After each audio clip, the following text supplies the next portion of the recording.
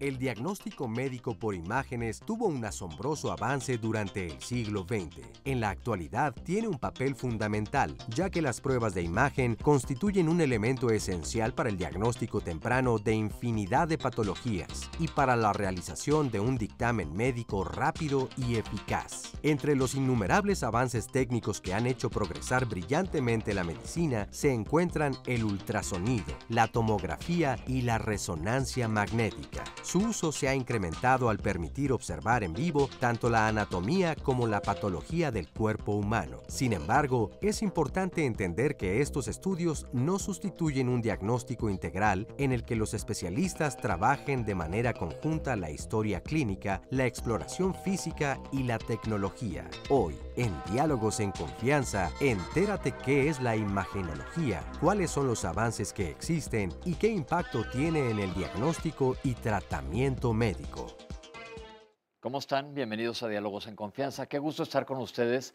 Y desde hace mucho tiempo hemos platicado hacer un programa sobre imagenología que nos parece muy interesante, porque si les pregunto a ustedes qué es la imagenología, es factible que piensen que es un estudio de rayos X, pero como vamos a ver el día de hoy, ha evolucionado muchísimo los rayos X y los diferentes tipos de estudios imagenológicos a los que podemos tener acceso, que nos apoyan en diagnóstico y hacen a los médicos clínicos mucho más fácil el trabajo y por ende mucho más fácil también para el paciente. Oscar, ¿te han hecho rayos X alguna vez o algún tipo de estudio imagenológico? Pues fíjate que fui yo siempre un niño muy accidentado y entonces constantemente me tuvieron que tomar rayos X. Y de hecho llegó un momento en donde mi mamá dijo: yo creo que ya tiene demasiada radiación este niño, ya no es conveniente.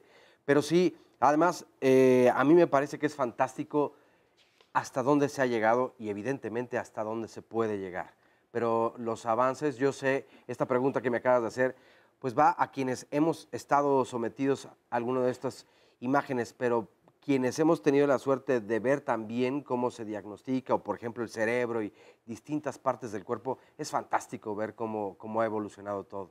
Sobre todo vamos a ver muchísimas imágenes que en un inicio, en la historia de los rayos X, porque por ahí empezaron, se descifraban sombras, como dice la canción, sombras nada más, y esto ha ido evolucionando muchísimo a estas imágenes que vamos a ver el día de hoy. Y si tienen cualquier duda, cualquier comentario, que se comuniquen. Oscar, ¿estás listo en las redes sociales? Sí, por supuesto, está Twitter, Facebook, la página de Facebook de Diálogos en Confianza, en donde está el Facebook Live, este espacio donde pueden seguir en vivo el programa en línea, pero además mandarnos sus preguntas, comentarios y llevárselo a donde ustedes quieran. O la dirección de internet es www.canal11.mx/diálogos. También está abierta la línea telefónica, el número para comunicarse es 51 66 40 00. Bueno, saludo con mucho gusto a nuestras amigas y compañeras, a Fabiola Ruiz y a Istiel Caneda. Ellas son las intérpretes en la lengua de señas mexicana y nos acompañan como todos los días a lo largo de estas 2 horas de programa. Desde luego también le damos la bienvenida a todas las personas que hoy se dan cita aquí en el estudio de Diálogos en Confianza y por supuesto pues a nuestra y nuestros especialistas. A quienes les voy a presentar ahorita, pero primero vamos a ver cuál ha sido la evolución de los rayos X a través de la historia. Aquí lo tienen. Los rayos X surgen desde hace muchos años debido al descubrimiento en noviembre de 1895 por el físico alemán William Röntgen, que haciendo experimentos con rayos de fluoresceína utilizó un tubo que había sido descubierto meses atrás por un inglés, William Crookes, y utilizando este tubo se dio cuenta de que se emitían una serie de luminicidades que imprimía probablemente una película o el metal. Le llamó mucho la atención y hizo un experimento con este tubo con la propia mano de su esposa y fue cuando imprimió la primera radiografía en este año, en noviembre de 1895. ¿Qué son los rayos X? Son radiaciones electromagnéticas invisibles al ojo humano que pueden atravesar el cuerpo y toda superficie a través de la cual, pues, al atravesar, emite radiación ionizante y mediante una película se puede imprimir o plasmar esta radiación de los rayos. La evolución ha sido importante y rápida. Hoy en día estos rayos X se pueden desarrollar e imprimir directamente en una computadora, que es lo que hacemos hoy en día y lo que se denomina radiología digital. Sin necesidad de imprimir una placa, se plasma la imagen en una computadora y desde allí se pueden interpretar las imágenes. A raíz de ese descubrimiento de los rayos X, pues se transformó los métodos de diagnóstico por imagen, y los rayos X obviamente se utilizan tanto en la radiología simple, general que se llama, como en la tomografía computada, como en los estudios de PET junto con la tomografía computada que utiliza rayos X. Ya el PET es otra modalidad diferente de rayos, pero la unión entre el PET y la tomografía computada que utiliza rayos X han sido avances muy importantes para el diagnóstico médico por imagen. Son muchísimas palabras y se las vamos a ir descifrando a lo largo del programa. Les voy a presentar a nuestros especialistas. En primer lugar, la doctora María del Carmen Lara Tamburrino. Bienvenida, doctora. Gracias por estar con nosotros. La doctora es radióloga especialista en imagen mamaria.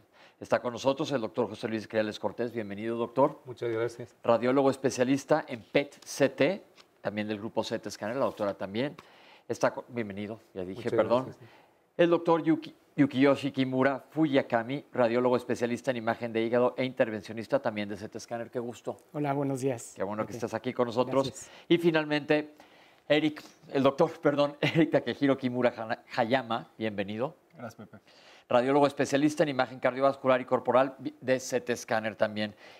Como acabamos de ver en la cápsula, y los invito a que comenten, ha evolucionado en un siglo rapidísimo la imagenología de sombras que se iniciaban en esa placa simple de mano que vimos inicialmente. Y lo que buscamos aquí en el programa es que ustedes nos especifiquen toda la diversidad, la gama que existe en imagenología. ¿Cómo estamos en comparación de hace un poquito más de un siglo? ¿Y por qué ha sido esta velocidad tan rápida, afortunadamente, en medicina, este avance tan súbito, porque así se le puede decir así? Excelente. Pues creo que primero las damas, ¿no, doctora? ¿Qué opina usted? Bueno, la imagen mamaria ha evolucionado en forma muy importante. Los primeros trabajos son desde 1944, en piezas de cirugía de mamas que encontraban signos radiológicos de cáncer de mama que permanecen hasta el momento actual. Primero iniciamos con radiografías simples, como las que se toman en pulmón, brazos, piernas para la glándula mamaria, pero había una gran dosis de radiación y cada vez ha evolucionado al mastógrafo análogo y actualmente a mastografía digital. Incluso contamos con tomosíntesis, que son secciones de la imagen de la mama, y con un detector especial digital para radiar menos y tener cada vez más diagnósticos tempranos, que sabemos que es lo que va a funcionar para una evolución adecuada para la paciente. Y diagnósticos tempranos, siempre insistimos aquí en Diálogos, que en casi todas las enfermedades, mientras más temprano sea un diagnóstico, va a ser mucho mejor el pronóstico. ¿Qué tanto se siguen utilizando los rayos X convencionales y sobre todo en qué se aplican? Creo que la principal utilidad, Pepe, de los rayos siguen siendo la parte de trauma. Como bien lo comentaban al mero inicio, cuando alguien se cae, se sospecha una fractura, definitivamente el método de elección de manera inicial va a seguir siendo la radiografía convencional. La técnica radiológica también ha evolucionado, como se explicaba en la cápsula, se ha pasado de unas técnicas analógicas a técnicas completamente digitales, que definitivamente mejoran además mucho más la precisión y delimitar mejor las estructuras. ¿Por qué les parece que sea importante que hablemos de imagenología, que el público esté enterado? Quien quiera. Bueno, yo creo que esta evolución que ha tenido de la radiología, como ya se explicó, a los métodos de imagen, ¿no? Porque los nuevos aparatos lo que nos quedan son imágenes, ya sea el ultrasonido, la tomografía, el PET-CT, en las cuales ya no son únicamente bidimensionales, sino pueden ser tridimensionales o incluso como el ultrasonido, la ecocardiografía en movimiento, lo que es el 4D. La radiología simple sigue siendo útil, complementando lo que decía el doctor Eric, en relación a que sirven como métodos de escrutinio, las radiografías de tórax para detectar lesiones, como antes eran las campañas para detectar tuberculosis, que te acordarás que ya no es un problema tan grave como era hace décadas, pero sigue siendo muy útil como inicio de un diagnóstico por imagen, ¿verdad? Y posteriormente ya el médico, especialista o general, determinará si es necesario hacer algún otro método complementario de imagen como los que mencionaba. Acaba de tocar el doctor un punto importantísimo que justo antes de entrar al aire comentábamos en la oficina de producción. Mucha gente no sabe, pero es una especialidad médica la imagenología. ¿Se sigue diciendo radiólogo o ya le cambiaron el término? Radiología e imagen. Es radiología e imagen. Es decir, tú vas con un médico y, por ejemplo, conmigo, gastroenterólogo, y te digo, necesito que te hagas un estudio para ver tu esófago y tu estómago, o sea, una serie gastrodenal.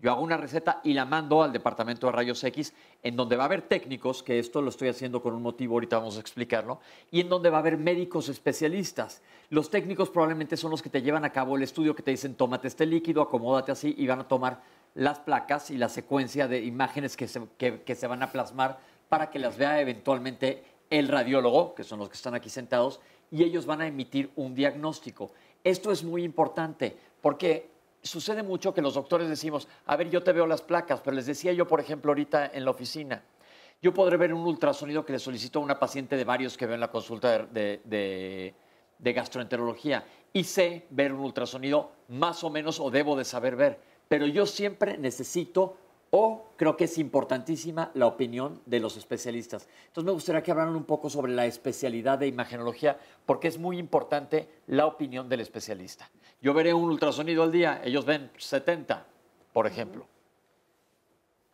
La imagenología es una especialidad sumamente interesante hoy en el servicio médico.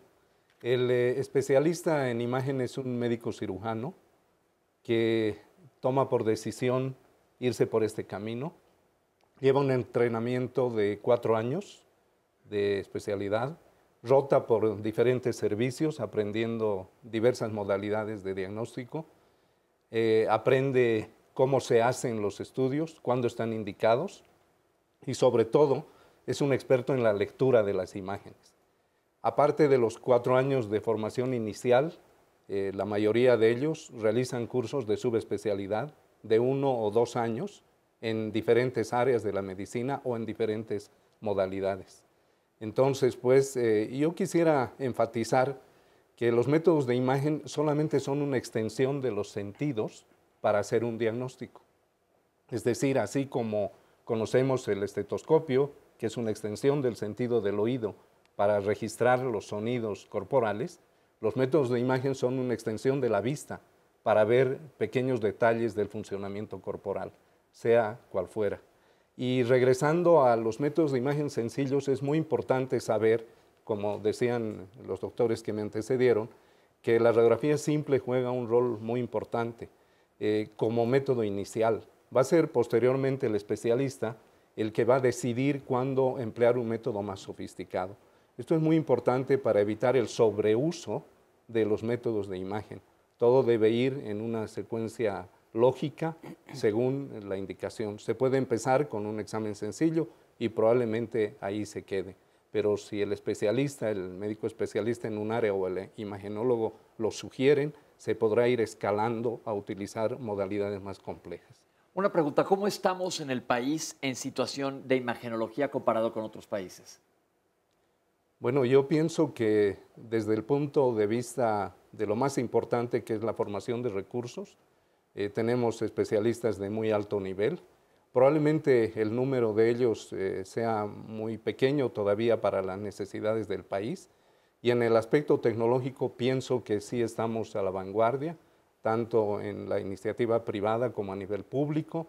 El nivel de tecnología, en mi opinión, está prácticamente a la par de otros sitios. Entonces, estamos a la par que el resto del mundo, se necesita tecnología, se necesitan aparatos que son aparatos complejos. Y aquí entra una pregunta. La técnica es muy importante, porque preguntaban, ¿puedo hacer una radiografía en cualquier lugar? ¿Hay algún organismo que rija los departamentos de rayos X, por ejemplo, yo sé que todos ustedes tienen un examen de un consejo, igual que insistimos todos los lunes aquí que debe haber un consejo de cada especialidad, porque si tú te estás preguntando con qué radiólogo voy, puedes ver su cédula del Consejo Mexicano de Radiología e Imagen, pero ¿quién les da el visto bueno a los departamentos de por ejemplo, a CT Scanner o cualquier otro en un hospital? Bueno, hay de hecho varias instancias, dependiendo cuál sea justamente el giro sobre el cual se desempeñe la labor, desde la parte diagnóstica, que es principalmente lo que nosotros hacemos, pero también la parte terapéutica. Entonces hay diferentes entidades, como puede ser la Comisión Nacional de Energía Nuclear y Salvaguardas. Justamente los centros que nos dedicamos a hacer PET-CT, pues necesitamos tener el visto bueno de este tipo de instituciones. La COFEPRIS, diferentes instituciones del Estado también son las que avalan la práctica segura y regulada del uso de este tipo de energías. Que es muy importante, tiene que ser segura y tiene que estar avalada, pero cualquier persona que nos esté viendo en la televisión y diga, pasé ahí por el viaducto y decía rayos X, es que es importante. ¿Cómo podemos recomendarle a algún sitio bueno? Y fíjate, déjame agregarte esto, porque Gloria Soto nos dice...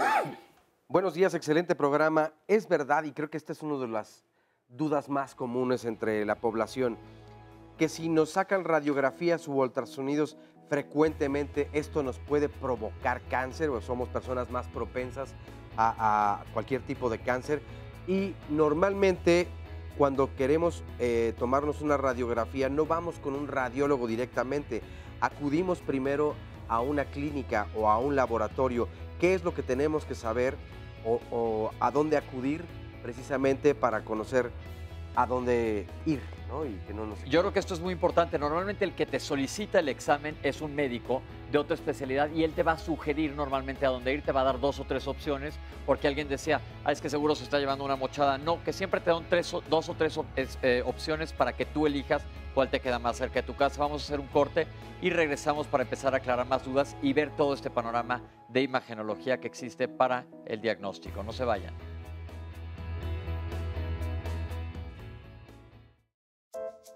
Los rayos X es un método que se utiliza para poder conocer la composición de los huesos y así poder dar un diagnóstico más exacto. Son herramientas diagnósticas que pueden ayudarnos para poder comprobar cierta patología. Las radiologías son sistema de rayos X, el cual imprime en una película o en la radiología digital en una computadora las imágenes del cuerpo humano. La radiología puede ser radiología general, que son las placas o las radiografías simples de tórax, de abdomen. De acuerdo a las enfermedades o lo que se esté buscando, es útil la tomografía computada en ciertos aspectos patológicos del organismo. La radiología diagnóstica es, como su nombre lo indica, para el diagnóstico de las enfermedades del ser humano. Entonces, por medio de la imagen podemos nosotros interpretar esta imagen y ver el estado patológico que se encuentre el órgano que estamos estudiando, sea el tórax, el abdomen, los huesos, etc. Y podemos, en base a la interpretación de las imágenes, realizar un diagnóstico.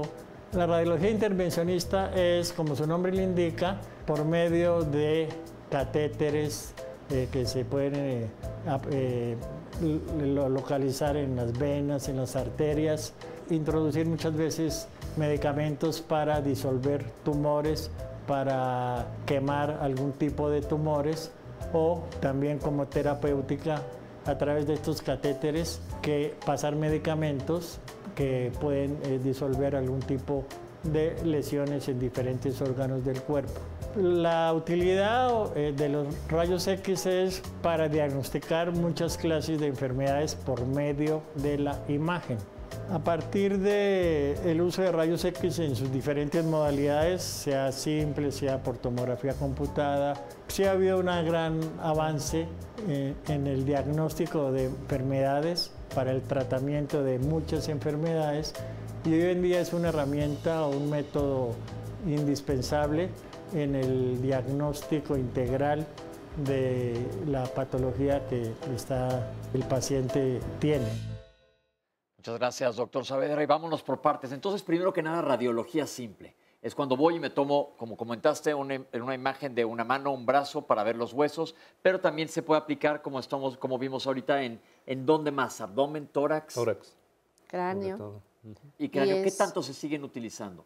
Sí, siguen utilizando radiografías simples de cráneo, pero cada vez hay equipos más sofisticados para ver el interior del cerebro y que no es útil una placa simple, como sería el caso de la resonancia magnética. En cuanto a exámenes de radiología simple, en el tórax, ¿qué es lo que nos permiten ver? Porque dentro de muchos de los check-ups siempre se solicita una radiografía simple de tórax.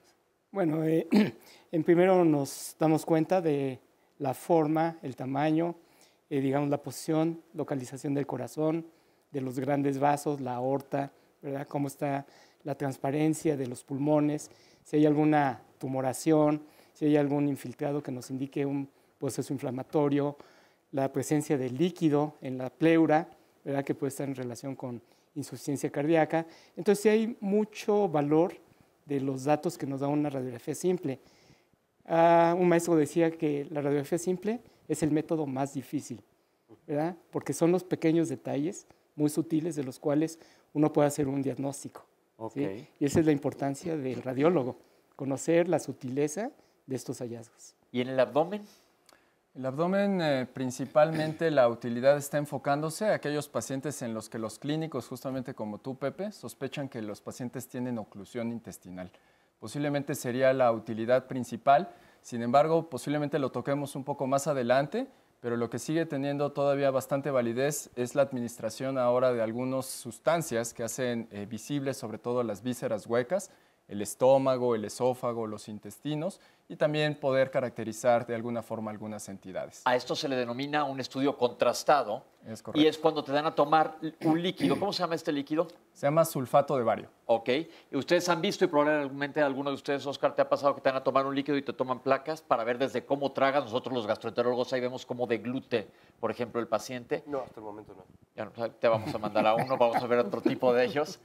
Estos son estudios que, no, estamos hablando ahorita en rayos X de contraste y es normalmente tomado o ¿cuál es otra vía de administración en estudios simples contrastados? Bueno, la mayor parte de las ocasiones cuando lo que se desea es estudiar el tubo digestivo alto, Pepe, se administra el líquido tomado, el paciente ingiere el líquido, parece como una agua de horchata ciertamente espesa, y en algunas ocasiones va seguido como de polvos efervescentes tipo sal de uvas. Okay. Entonces, el paciente ingiere el líquido junto con las burbujas, se distienden las diferentes vísceras y se van tomando proyecciones adicionales, no solo la radiografía de frente, sino también a veces de perfil, ciertamente oblicuas, y se va siguiendo lo que se denomina el tránsito intestinal. Es decir, cómo se va moviendo el bario a lo largo pues, de los diferentes segmentos del intestino delgado.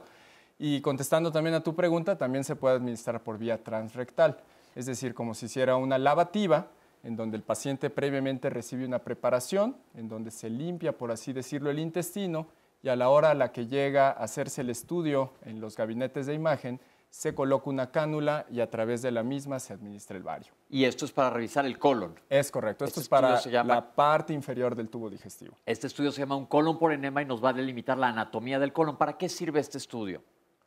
¿Alguien más? Pues en términos generales sirve para la evaluación lo más frecuente, evaluación de enfermedad diverticular, aunque en algunas ocasiones, como lo que se está opacificando es la luz del intestino, permite identificar también alteraciones justamente del calibre de las asas, ya sea zonas en donde se encuentran estrechas, las famosas llamadas zonas de estenosis, en donde pueden tener un origen tumoral, aunque también de tipo inflamatorio, y algún otro tipo de entidades. Perfecto. ¿Y se puede utilizar para radiología simple material intravenoso? Por ejemplo, cuando se estudian los riñones. Sí, en términos generales, la evaluación es más enfocada hacia la vía urinaria.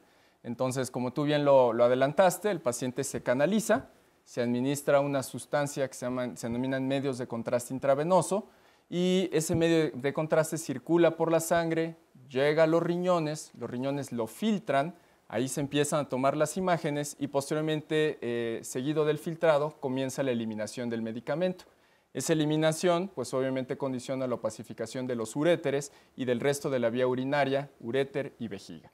Ok, esto es importante porque nos permite dar muchos diagnósticos, pero ¿sirve también los rayos X simples para seguimientos?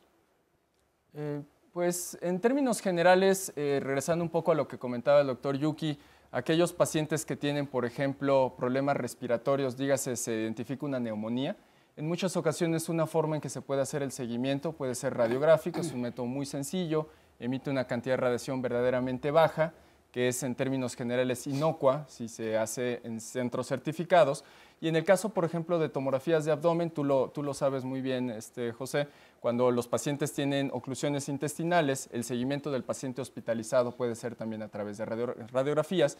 Y finalmente, como también ya habíamos platicado, el trauma, ¿no? Un paciente, si se quiere saber si la fractura está consolidando de forma adecuada, si no se está desplazando, etcétera, una forma también muy precisa y muy sencilla es hacerlo a través de rayos X generales. Yo creo que es momento de contestar, ahorita que estamos hablando de rayos X general, la pregunta que llegó y que le dijeron a Oscar también, que era chico, que ya no le tomaron las placas porque se estaba radiando mucho. ¿Qué peligro hay de radiación cuando alguien se hace una radiografía? Bueno, en términos generales, todos los servicios de imagen, esa especialidad por la cual nosotros cursamos, siempre parte de un principio que se llama el principio ALARA. El principio ALARA es el acrónimo en inglés de que las radiografías deben ser obtenidas con la menor cantidad de radiación posible, preservando la calidad diagnóstica.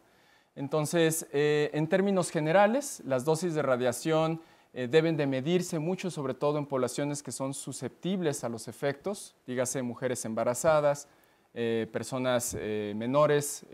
Generalmente se maneja un término de 30 años o menos. Es bastante recomendable justamente utilizar protocolos de baja dosis, y en las poblaciones adultas y adultas mayores, en términos generales, la radiación, si bien se debe mantener en una dosis baja, los efectos prácticamente son inocuos. Y cuidados también en pacientes embarazadas. Claro. En todas las salas de rayos X tenemos un letrero donde dice que si hay posibilidades de que esté embarazada, avise de inmediato, porque los efectos pueden ser mayores en un embrión, o sea, en un bebé que está creciendo, feto, sí, ¿verdad? Entonces es muy importante tener en cuenta todo esto. Y todo esto va dentro de los protocolos de seguridad que debe de tener un departamento o una sala de rayos X. Y por eso, a lo que tú ibas, se puede tomar en cualquier lugar, no hay que tomarlo en donde se cuenten con las condiciones que por norma deben de tener cada centro radiológico. Esto es importante porque, por ejemplo, las paredes de un centro radiológico no son como las paredes que tenemos aquí, que están hechas, que son paredes delgaditas, por así decirlo, o como las que tienes tú en tu casa. ¿Qué hay de especial en las paredes de un gabinete radiológico?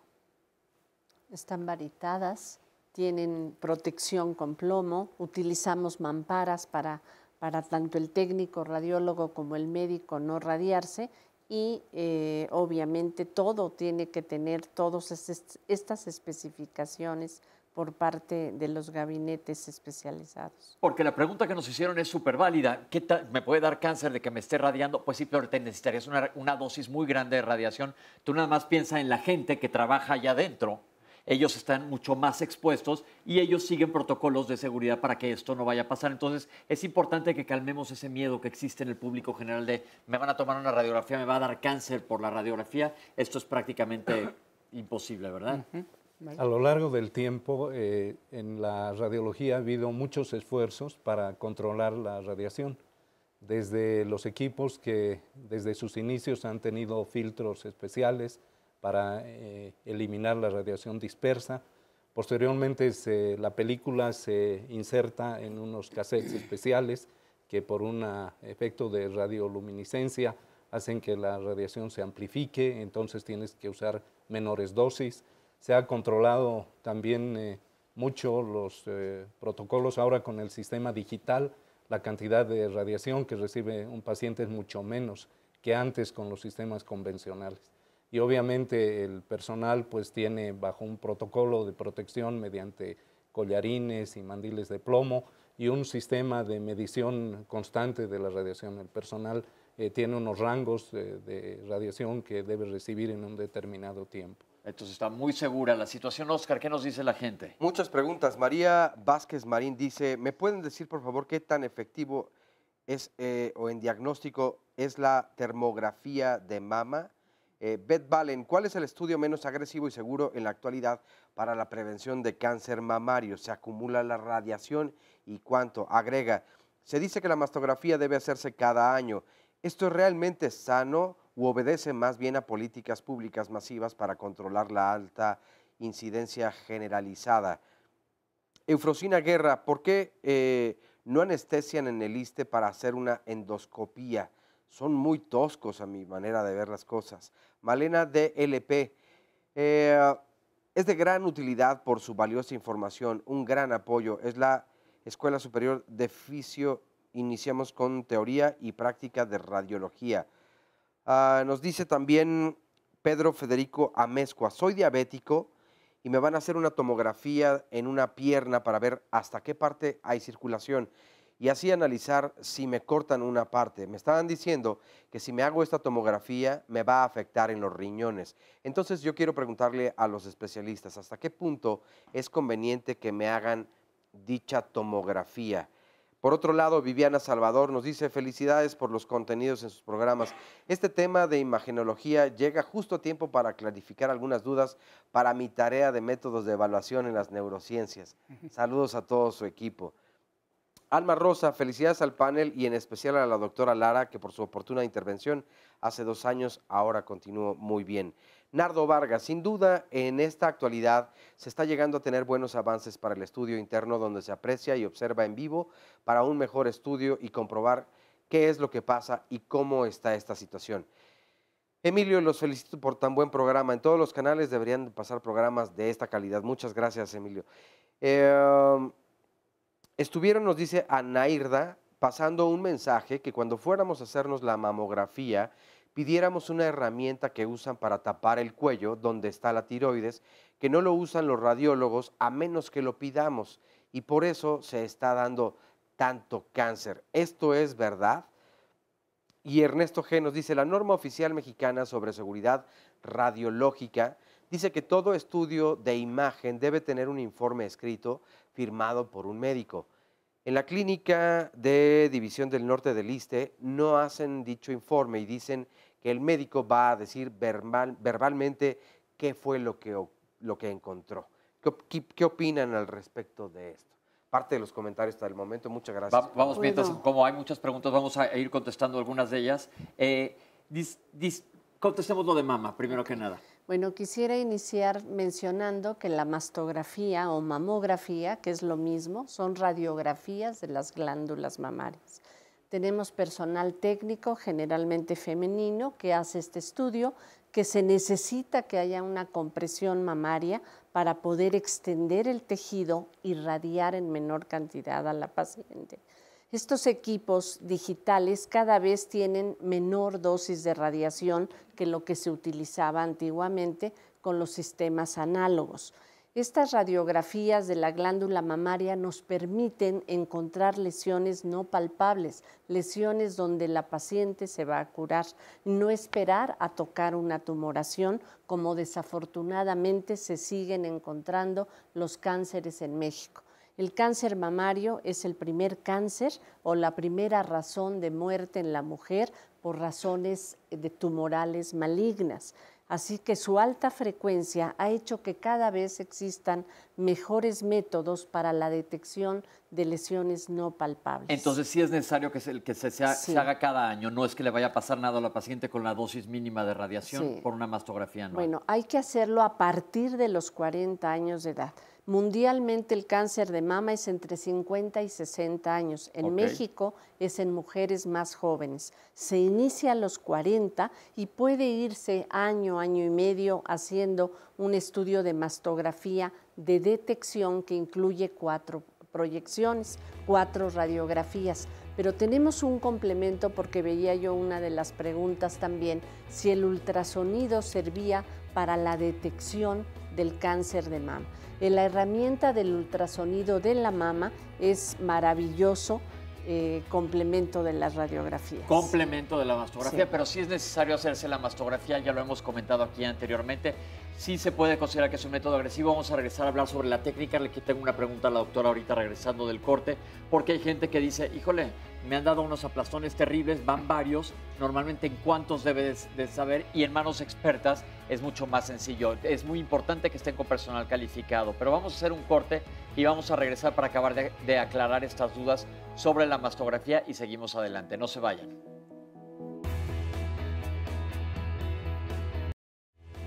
Estamos de vuelta aquí en Diálogos en Confianza. Bueno, y queremos hacerles una atenta invitación, y es que el Hospital de la Mujer, bueno, hace esta cordial invitación para realizarse mastografías y Papá Nicolau de forma gratuita. Recuerden, esto lo comenzamos a anunciar desde la semana pasada, porque de cuándo a cuándo es esta feria, pues es del 1 de octubre. Yo dije, ya me cambiaron el mes. Del 1 de octubre al 31 de octubre. Todo el mes en el Hospital de la Mujer, de forma gratuita, estarán entonces ofreciendo mastografías y Papá Nicolau de lunes a viernes, y el horario es de 8 de la mañana a 14 horas, es decir, a las 2 de la tarde. La dirección es calle Salvador Díaz Mirón, 374, en la colonia Casco de Santo Tomás, es decir, a tan solo una cuadra de las instalaciones de Canal 11, aquí en el Casco de Santo Tomás, para que todas las mujeres interesadas lo recomienden a sus seres queridos, a otras mujeres, y que sea pues muy exitosa, desde luego, esta Feria de la Salud del Hospital de la Mujer. Bueno, vamos a ver a continuación una cápsula que habla acerca del ultrasonido. El ultrasonido es un sistema de ondas sonoras, las cuales rebotan en las estructuras y de esa forma regresan al transductor y nos permite visualizarlo. Esas ondas son pasadas a un equipo ultrasonográfico, el cual nos lo transmite en imágenes. El ultrasonido también es un estudio de imagen, solamente que funciona con un método distinto de los rayos X. El rayos X, como tal lo dice, utiliza esta energía, mientras que el ultrasonido nos permite, mediante ondas sonoras que regresan, identificar vísceras tanto huecas como macizas dentro del organismo. El ultrasonido es un método no invasivo, el cual utiliza ondas sonoras para obtener imágenes, las cuales son reconstruidas a través de una computadora, que se realiza en tiempo real y a la vez es un estudio muy dinámico. Este método tiene la ventaja de que no utiliza radiación como la radiografía o la tomografía. El ultrasonido es un estudio muy dinámico, en el cual el médico tiene mucha interacción con el paciente, entonces a través de diferentes tipos de transductores, nosotros vamos a evaluar las distintas regiones que solicite el paciente. Hay transductores convexos, transductores lineales y también transductores endocavitarios que nos ayudan a realizar distintos estudios, ya sea ginecológicos, estudios vasculares, del sistema musculoesquelético o abdominales. Ahorita más tarde vamos a acabar de contestar lo que quedamos pendiente de mama, pero vamos a hablar un poquito del ultrasonido. ¿Qué diferentes variantes de ultrasonido existen? Existen múltiples en la actualidad y yo voy a hablar de mi área, que es el área de la glándula mamaria. Es un complemento de la mastografía. No sirve para detectar el cáncer de mama, sirve complementariamente a la mastografía diagnóstica. Su antiguo valor era determinar una masa o nódulo sólido o líquido. En la actualidad es un estudio que es una mancuerna básica de la mastografía diagnóstica, no la mastografía que se hace de tamizaje, de detección. Y actualmente tiene tan gran valor, sobre todo en hacer procedimientos de biopsia, en etapificar, que quiere decir saber hasta dónde está una lesión maligna, o sea que es una herramienta muy valiosa el ultrasonido, también como ya se mencionó, porque no tiene radiación ionizante. Y es el primer estudio que se recomienda en la mujer abajo de 40 años que tiene sintomatología de patología mamaria. Ok, entonces en mama es súper útil, pero de manera complementaria, sobre todo a una mastografía. ¿En qué otros órganos, doctor, podemos o en qué otras cavidades podemos utilizarlo? Tiene infinidad de aplicaciones. Una muy frecuente es el estudio del hígado, del abdomen superior, la vía biliar, los riñones. En el área ginecológica, el útero, los ovarios. Por supuesto, en el ultrasonido obstétrico tiene una amplia aplicación. Hoy en día también los estudios vasculares de Doppler para arterias y venas en diversas partes del cuerpo y en el sistema musculoesquelético. Yo, sin embargo, Pepe, para tu audiencia quisiera recalcar algo muy importante. El ultrasonido es un método operador dependiente. La persona que lo hace tiene que estar perfectamente adiestrada, porque es un examen en el que los planos de corte son múltiples. El individuo que está explorando al paciente es el único que está obteniendo la información en ese momento y él es el que selecciona cuáles son las imágenes que posteriormente se van a registrar. Si esa persona no está perfectamente adiestrada, va a cometer muchos errores, va a omitir patologías a menudo muy serias, las va a dejar de ver. Por eso la audiencia debe saber que cuando se somete a un examen de ultrasonido, la persona que lo está explorando debe estar perfectamente bien preparado para no cometer equivocaciones. Entonces ya nos dijeron que el ultrasonido sirve evidentemente en mama, en diferentes cavidades. Vimos en la cápsula que se estaba haciendo en el corazón, que es un ecocardiograma. Se puede hacer en abdomen, que nos podemos valorar los riñones, el hígado, las vías biliares, etcétera. Inclusive ves vísceras huecas. Ginecológicamente hablando y obstétricamente hablando, el ultrasonido también es muy recurrido, pero hay un punto importante, el ultrasonido también es dinámico, podemos ver los vasos sanguíneos. ¿Qué ventaja nos da esto? O sea, además de conocer la morfología, o sea, el grosor, la dirección, el tamaño de los vasos, perdón, podemos ver cómo va el flujo, hacia dónde se dirige, qué velocidad tiene, si hay presencia de obstrucciones, como pueden ser placas de ateroma, grasa dentro de las arterias, o un coágulo o trombo dentro de una vena. Esto es una información que antes no podíamos conocer, a menos de que fuera invasiva. Y por otro lado, tú te refieres a qué otras variantes había. Este ultrasonido se hace sobre la piel, ¿verdad? No es invasivo, pero hay otros ultrasonidos que son endocavitarios, que pueden ser para hacer estudios ginecológicos del útero, los ovarios, transrectales, para ver incluso tumores que están muy superficiales dentro de la mucosa, del colon, del recto, o los que hacen los endoscopistas, con un ultrasonido transendoscópico, que aparte de hacer el diagnóstico, ver las imágenes, sirven para guiar la punción, la extracción de tejido, de drenaje de abscesos por esta vía. O sea que hay una gama que va creciendo de acuerdo a las necesidades del paciente y del médico. Creo que eso es lo que ha hecho avanzar la medicina, la necesidad de nuevos métodos y de nuevas soluciones. A la hora que hablamos que el ultrasonido no necesita rayos X, sino sonido, ¿es peligroso para el paciente un ultrasonido?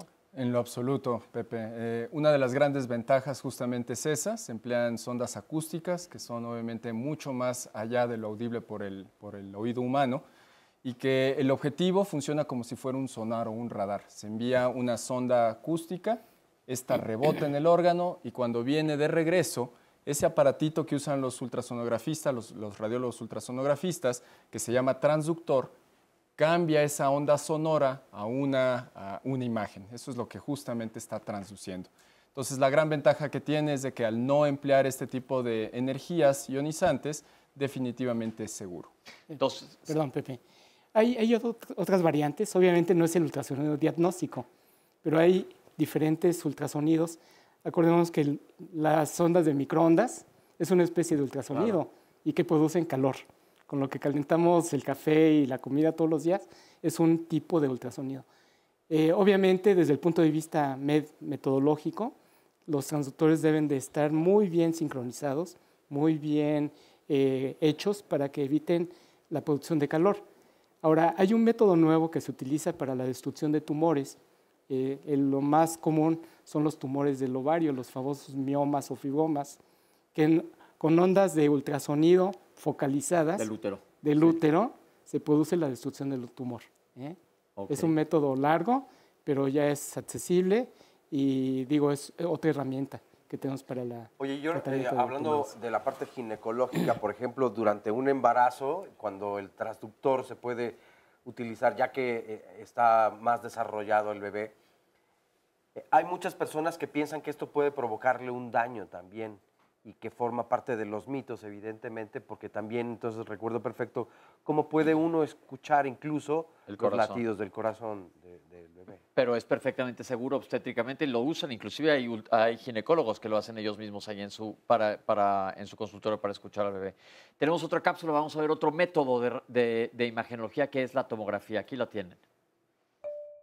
La tomografía igual es un estudio imagenológico que nos permite ya ver más a profundidad, con más sensibilidad, más especificidad, ciertas enfermedades que no se logran identificar con la radiología ni con el ultrasonido, y este va a tener mayor posibilidad de ver hasta los vasos y las venas. Es un estudio en el cual nos permite a los pacientes ver a través de unidades Hounsfield, pues órganos, sistemas, tanto hueso, tejido, ver de forma más precisa o de forma más definida una estructura. La tomografía es un método diagnóstico que utiliza radiación ionizante para obtener imágenes. Existen numerosos protocolos de tomografía, todos van encaminados a diferentes situaciones. Nos basamos en lo que busca el médico tratante para diseñarlo específicamente. Dentro de los diferentes protocolos que existen en tomografía, podemos hacer estudios completamente simples, pero también nos podemos apoyar de materiales de contraste que pueden ser vía oral, transrectales o intravenosos. Dependiendo del tipo de estudio, la preparación de cada paciente es muy personalizada. En general, los estudios simples se realizan sin ningún tipo de preparación y únicamente escaneando la región de interés. Para estudios más complejos, por ejemplo, los protocolos cardíacos, se necesita cierto tipo de preparación al menos 24 horas antes. Para pacientes que se utiliza el material de contraste endovenoso, la indicación más frecuente es el ayuno y conocer el estadio de la función renal, porque son los riñones los que se encargan de sacar del organismo el material de contraste administrado vía endovenosa. La principal importancia de la tomografía es que proporciona una gran cantidad de información de la región que exploramos de una forma muy rápida y nos permite hacer un análisis volumétrico de la anatomía humana. Esto quiere decir que no solamente se obtienen imágenes en el plano axial, sino que también podemos realizar reconstrucciones sagitales, coronales, oblicuas o tridimensionales. Mi sugerencia sería a todos los pacientes que están por hacerse un estudio tomográfico que hablen con su médico tratante. Si tienen cualquier duda, él se las podrá esclarecer y de no ser posible, comuníquense con el médico radiólogo, que es el médico especialista, pregunten todo lo que quieran, estamos para eso y con toda la confianza. Ahorita les preguntamos a los doctores más información sobre la tomografía, pero vamos a escuchar testimonios del público que han estado en Rayos X. Hola, Consuelo. Buenos días, soy Consuelo de Jesús y de Jesús. Me dio cáncer de mama y tuve que ir, o sea, que me radiaran, que me sacaran muchas mastografías, ¿sí? Y entonces ya son 2 veces que me da el cáncer. En 2005 y ahorita en 2010 me volvió a dar cáncer. Pero dígame una cosa, ¿usted se hacía mastografías regularmente? Sí, sí me Entonces las lo hacía. detectaron a tiempo. Sí, gracias a Dios que sí. Okay. A tiempo fue el... ¿Y qué le hicieron de tratamiento? Pues me dieron muchas pastillas, me pasaron muchos a rayos X. Desafortunadamente, Radioterapia. Radioterapia. Déjeme hacer una diferencia para que no confundamos al público. Rayos X, una mastografía, es un estudio que se hace para detectar un tumor. Radioterapia no es esto de rayos X, es un tratamiento que se le da para destruir la tumoración. Sí. Ok, ¿y le quitaron la mama? Sí, me la quitaron en el 2005 y en 2010, desafortunadamente, volví a decaer. Y pues me quitaron más parte, ahorita sufro mucho porque me duele mucho el brazo. Ok, le vaciaron los ganglios también. Los ganglios también. ¿Qué le diría usted al público? ¿Qué recomienda con las mastografías? Pues que las chicas se hagan sus mastografías, que constantemente estén haciendo sus exploraciones, porque es muy difícil cargar todo esto. Ok, y como dijimos, mientras más temprano... Es mejor, sí. Ok, muchas gracias, Consuelo. Gracias a usted, muy amable. ¿Cómo estamos? Crescencio. Crescencio. Pues muy bien, gracias a Dios y gracias a las placas, a los estudios. A mí me hicieron un estudio en la rodilla porque llegué a la clínica con el pie completamente de lado y me hicieron la placa, me dice la doctora, no, está normal, dice, lo único que pasó fue que su pie se dislocó. Ya me fui a la casa, me fui en el metro y todo el movimiento normal y llegando a casa me quiero sentar y se vuelve a ir de lado el pie. Me llevan a Magdalena de las Salinas, ve el doctor la placa y dice, oye, ¿cómo que no tienes nada en la rodilla? Dice, lo que no tienes es rodilla. Dice, mira, no tienes ligamentos, no tienes meniscos, la rótula se te partió, toda tu rodilla está mal. Y le cambiaron de rodilla. Ahí me hicieron la intervención, me cambiaron la rodilla. Yo estuve viendo completamente la operación y todo tranquilo. Me dieron nervios cuando dijo el doctor, traigan el taladro porque los carretes quedaron largos. Ah, caray, ahí sí fue cuando me sentí mal, pero de ahí en fuera, todo normal. Camino bien, todo tranquilo. De veras. Que la importancia del diagnóstico adecuado. La importancia, exactamente. Exacto, ¿sí? Por eso insistimos. Que el doctor sea el adecuado, el que lo vea, porque la primera doctora, pues era una doctora general, no le notó nada en la placa. Y posteriormente dicen, no, pues, no traes ni rodilla. Por eso la importancia de los radiólogos. Doctores, ahora sí hablemos de la tomografía. ¿Qué es lo que hace la tomografía y qué aplicaciones tiene? La tomografía computada es un método muy interesante que funciona con rayos X. Su forma de funcionamiento es que un tubo de rayos X gira alrededor del cuerpo y permite obtener secciones de diferentes grosores en diferentes áreas.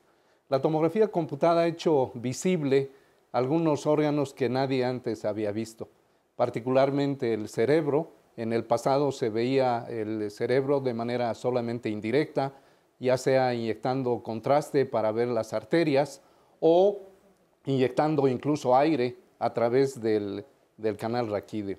La tomografía pues hizo posible ver el tejido cerebral in vivo y prácticamente de manera mínimamente invasiva.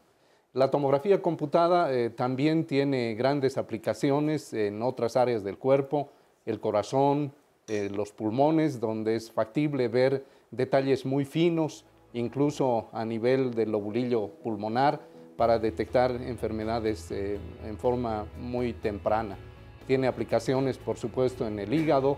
Ha hecho visible órganos como el páncreas, que nadie antes lo había podido ver, o las glándulas suprarrenales, y así sucesivamente tiene otras aplicaciones en la oncología y en diversas áreas de la medicina.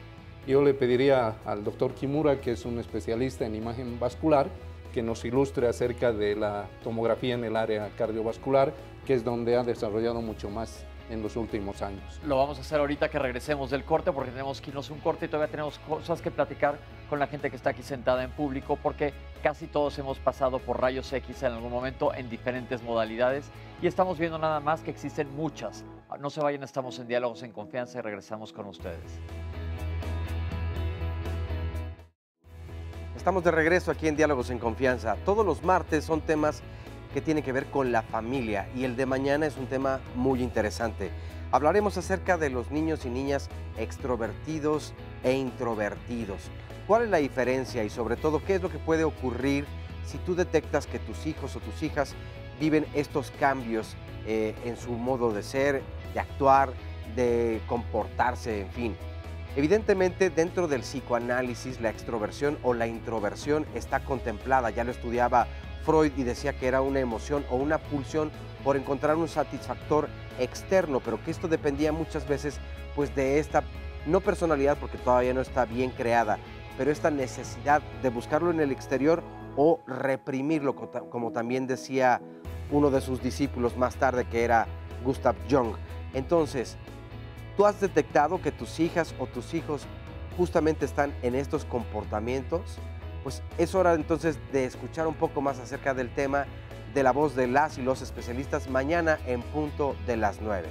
Y si quieren venir aquí al estudio pueden marcar al 53 41 44 35 y con mucho gusto les apartamos un lugar. Este es el resumen de la primera parte. La imagen mamaria ha evolucionado en forma muy importante. Los primeros trabajos son desde 1944. Cada vez ha evolucionado al mastógrafo análogo y actualmente a mastografía digital. Contamos con tomosíntesis, que son secciones de la imagen de la mama.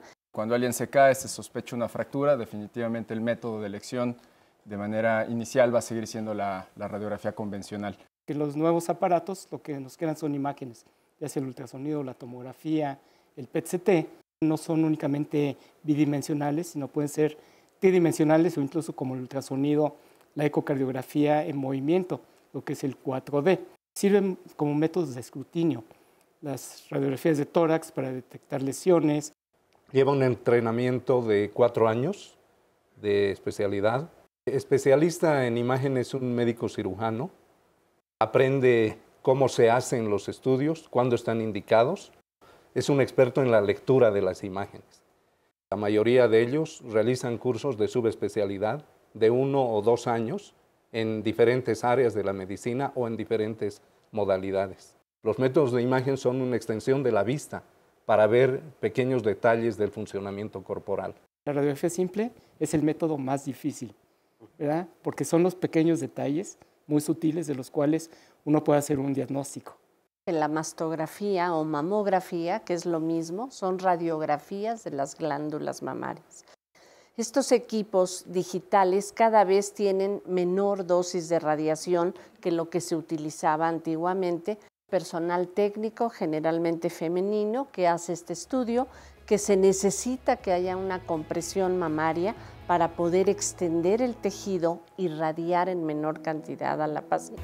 Estas radiografías de la glándula mamaria nos permiten encontrar lesiones no palpables. Vamos a seguir hablando con el público y ahorita retomamos con el doctor Kimura lo que nos quería comentar de tomografía. Hola. Hola. ¿Qué nos va a platicar? Bueno, cómo es importante hacer las cosas a tiempo. Hace 2 años me hicieron una mastografía, salió negativa y ahora nuevamente y salió negativa. Entonces tenemos que hacer conciencia de que debemos cuidarnos. Yo creo que esto es muy importante porque muchas mujeres cuando hago historia clínica dicen, ay, se me olvidó, ay, se me olvidó. O muchas dicen, no, es que me van a aplastar muy feo. ¿Qué es el miedo? Que es duele. Y el miedo pues va a estar siempre ahí. Y el miedo no va a cambiar el resultado. Exactamente. Entonces, por eso, sí es necesario que uno lo haga a tiempo. Perfecto. Y las veces que sean necesarias y que pida el doctor. Muy buen mensaje, muchas gracias. Hola. Hola, ¿qué tal? Mucho gusto, Arturo López. Yo vengo de una organización de la sociedad civil que se llama Hospitales COFAS. Nosotros tenemos hospitales en zonas rurales y marginadas y en algunas zonas semiurbanas. Y nosotros lo que hacemos, aparte de dar todos los servicios hospitalarios, es que proporcionamos servicios de imagenología también a la gente. Como decían al principio del programa, el tema de especialistas en radiología es pequeño para la necesidad tan grande que hay. Entonces, nosotros hacemos o aumentamos esa accesibilidad a servicios de imagen. Perfecto. Ok, sí, porque son necesarios, y ya lo comentaron, que existen pocos especialistas para la necesidad que tenemos en el país. Es correcto. Muchísimas gracias. Ok, ahora sí, doctor Kimura, ¿qué pasó? ¿Qué hay con la tomografía? ¿Qué más nos sirve a nivel cardiovascular? Gracias, Pepe. Justamente la tomografía creo que ha sido el gran desencadenante de esa nueva tendencia en la radiología de reducir la radiación, y fue la tomografía cardíaca quien lo hizo posible.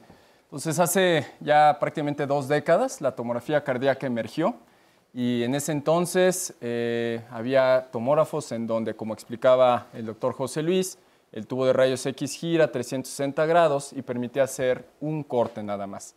Se dio un brinco a que se pudieran hacer 4, y para hacer la historia corta, ahorita ya hay tomógrafos que permiten hacer 520 cortes. ¿Qué es prácticamente. esto de corte? Un corte es esa justamente la rebanada tan delgada, como ustedes vieron en las imágenes de la cápsula, en donde se va a ver el cuerpo humano seccionado, en donde típicamente, y de ahí el nombre de la tomografía axial, se hacían cortes siguiendo justamente un eje transversal, es decir, el paciente lo veían como si estuviera el paciente recostado, el médico desde los pies hacia la cabeza.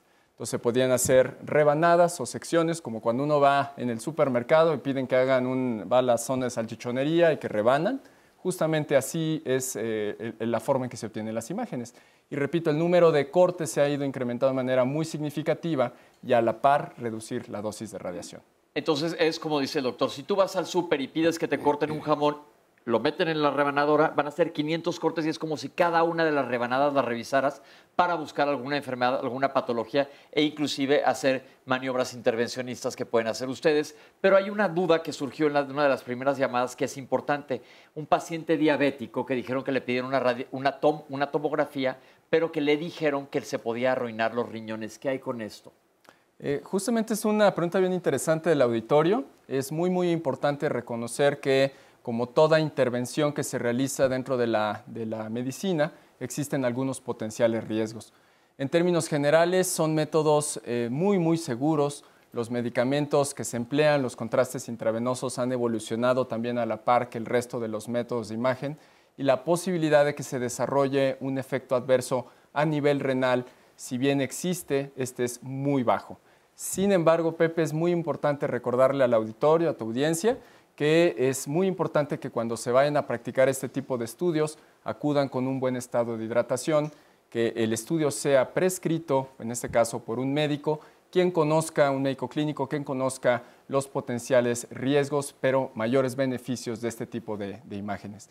En términos generales, una buena herramienta que se puede emplear para conocer qué tan seguro se puede hacer el estudio es conocer la función del riñón. Es por eso que en muchos de los centros se recomienda que el paciente, cuando acuda a hacerse el estudio que requiera la administración de contraste intravenoso, lleve una cifra de laboratorio que se llama creatinina sérica. Entonces ahí el radiólogo se puede dar una idea de si es necesaria y con seguridad la administración de este tipo de medicamentos. Esto es muy importante. Espero que la persona que tiene diabetes que llamó sepa cómo está tu riñón funcionando, porque dependiendo si ya hay daño renal o no, aumenta el riesgo solo con la tomografía, que es contrastada. Si es simple no hay riesgo, pero otra cosa es que estés bien hidratado para hacerte el estudio y valorar las cifras. Vamos a, ¿qué pasó? Hay justamente otra persona, Mari Carmen Hernández Nolasco, es un caso similar, pero tiene alguna diferencia. Dice, a mí me hacen varias radiografías en los dientes.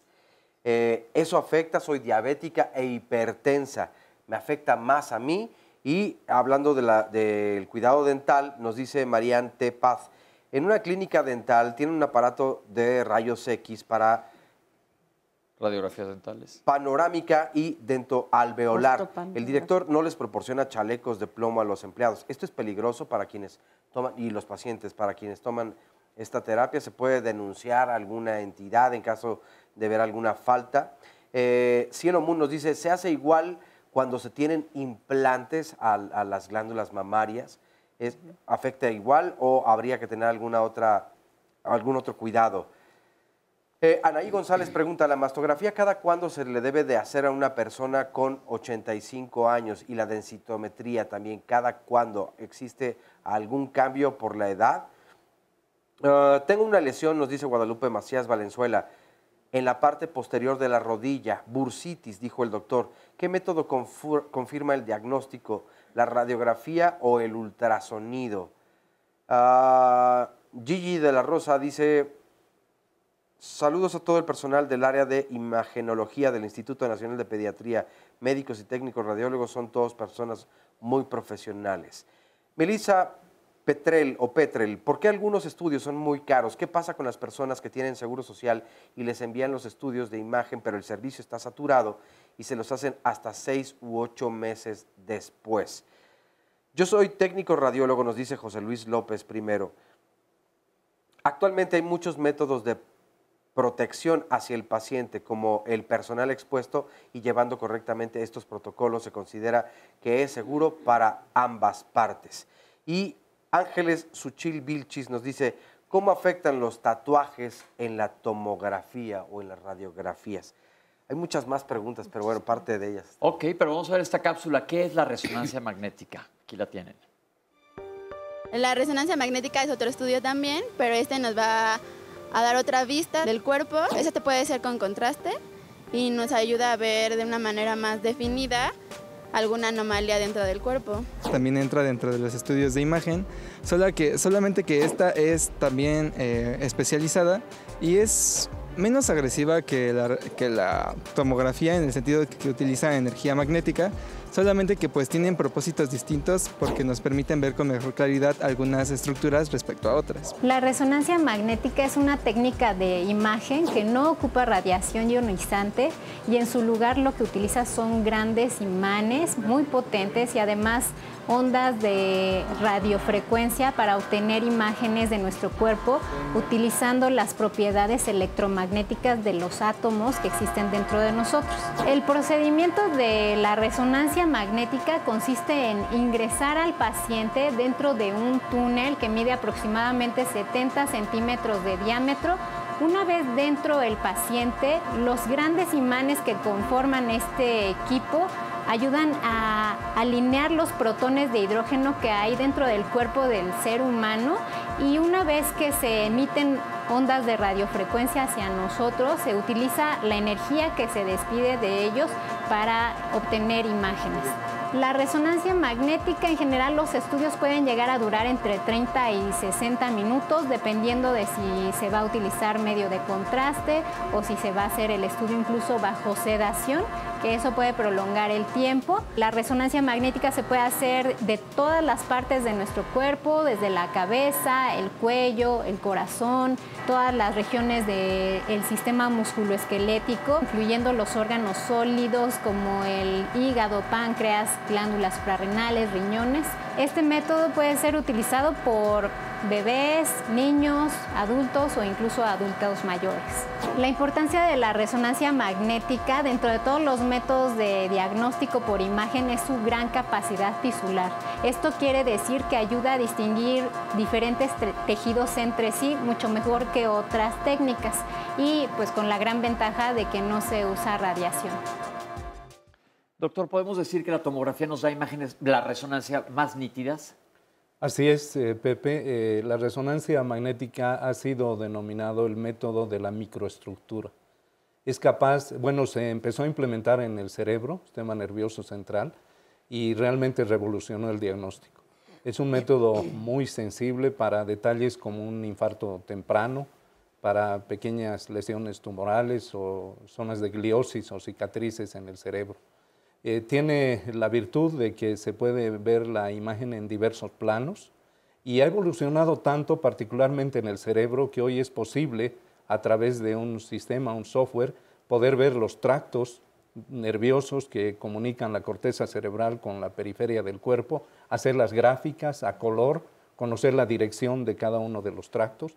En el cerebro tiene otra modalidad muy interesante que es la resonancia funcional, que a través del consumo de oxígeno en la corteza cerebral puede mostrarnos, por ejemplo, en un paciente que está realizando movimientos en la mano, qué área de la corteza cerebral está siendo estimulada y está siendo activa en ese momento. Entonces, esa es una gran aplicación. Gran rango de acción en sistema nervioso. ¿En mama se utiliza? Sí. Debo de volver a hacer hincapié que los métodos primarios es la mastografía y complementariamente el ultrasonido.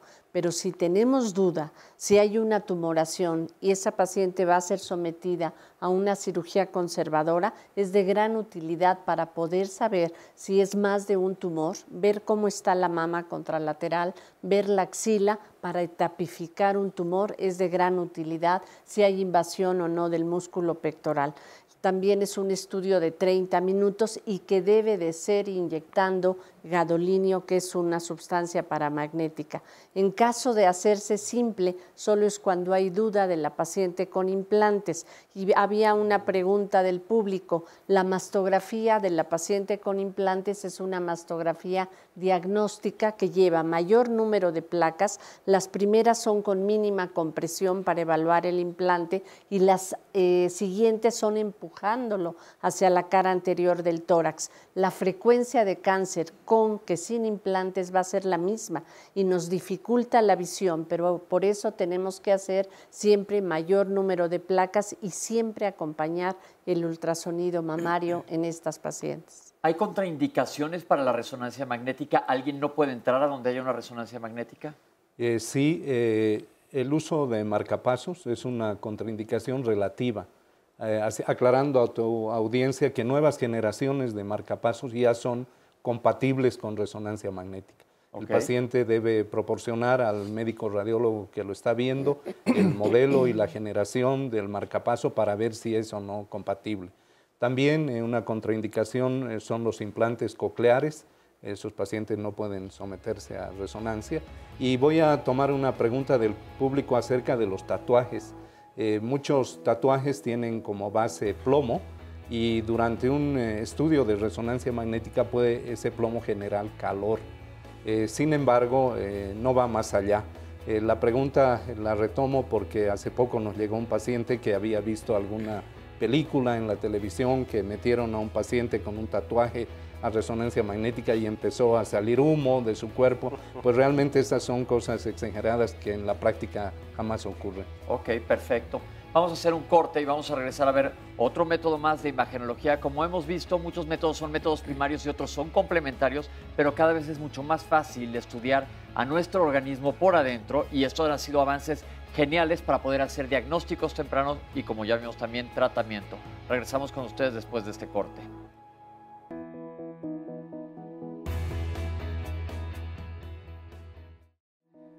Bueno, recuerden que todos los lunes aquí en Diálogos en Confianza los temas son de salud y hay una invitación importante que hacemos todos los lunes y es a unirse al proyecto Tlalpan 2020 del Instituto Nacional de Cardiología, que tiene como objetivo evaluar y ver qué factores influyen en la aparición de la presión arterial en la Ciudad de México. Y para esto se requiere de hombres y mujeres que quieran participar en dicho estudio, en donde por supuesto pues hay ciertos requisitos.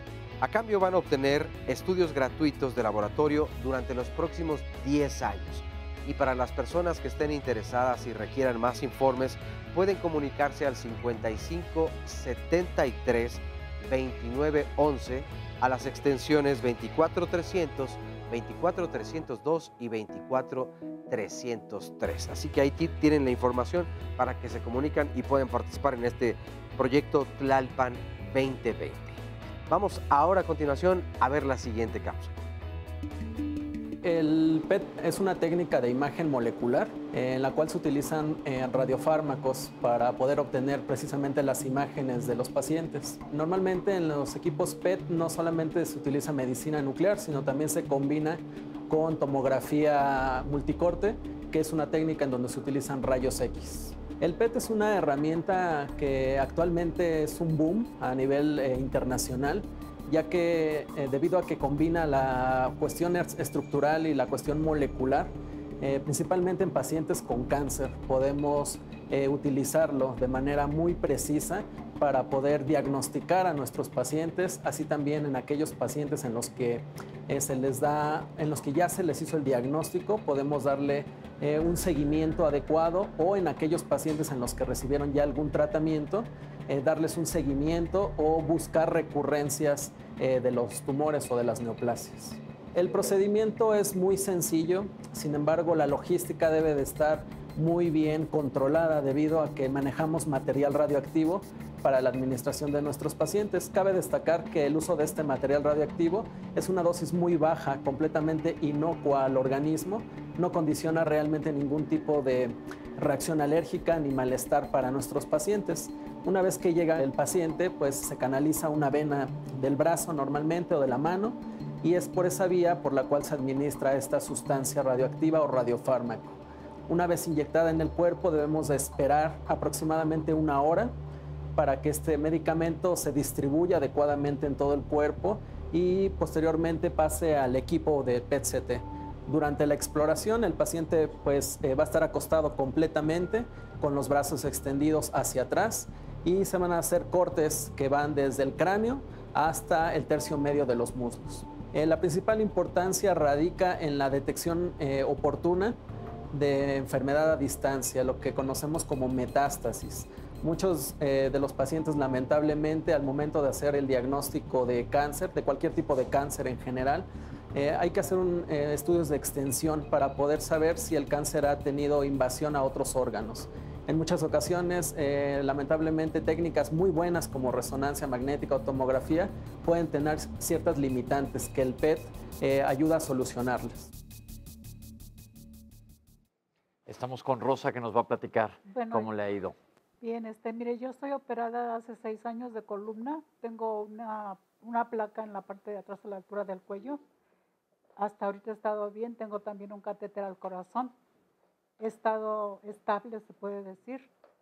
Únicamente un poco de dificultad para caminar, y eso, lo que mi duda es si la electromiografía que me hacen frecuentemente cada que voy a rehabilitación tiene algo que ver también con los estudios de gabinete. No, la electromiografía es un estudio que se hace en un gabinete neurológico. La electromiografía lo que hacen es, a través de estímulos en los nervios, valoran la unión de la placa neuromuscular, es decir, donde su nervio se une a su músculo, no tiene que ver con rayos X. Es un estudio totalmente diferente, neurológico, porque como está operada de la columna, quieren ver que sus nervios periféricos estén funcionando adecuadamente. Sí, todo eso me lo hicieron. A mí todos estos estudios me los hicieron antes de la cirugía, nomás que esa era mi duda. Pero hasta ahorita estoy estable. Okay. Esa es mi duda nada más. Gracias, Muchas gracias. Rosa. Hola. Buenos días. ¿Qué nos va a comentar?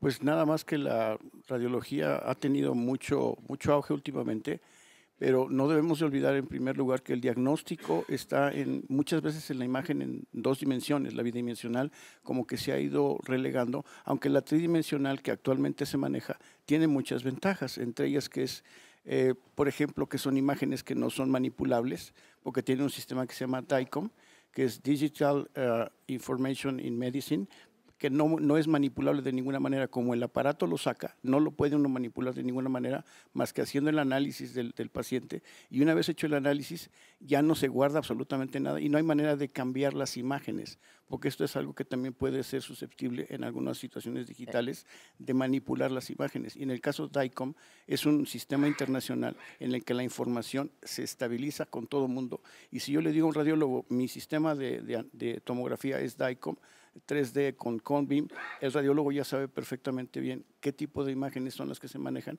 y que solamente están para diagnóstico no manipulable, y eso es muy importante. Ok, muchas gracias. Déjeme pasarme para acá para preguntarle a Patricia algo que nos quiere comentar. Hola, Patricia. Hola, buen día. Bueno, mi experiencia fue esta. Empecé con infección en las vías urinarias. El primer día me dieron una inyección, el segundo igual, y el tercero me dijo el doctor, no, dice, yo no le puedo dar nada. Vaya usted a la clínica hospital.